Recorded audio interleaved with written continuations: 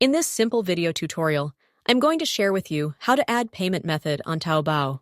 This is essential for completing purchases smoothly and accessing exclusive deals, especially when using the international version from outside China. To do this, simply head to Taobao. You want to tap right here on Account. You will then select onto the settings icon at your upper right. Now head to the third option of payment settings. Head to the second option of payment method. Tap on Add Credit or Debit Card. Now here, you will have to enter your card details.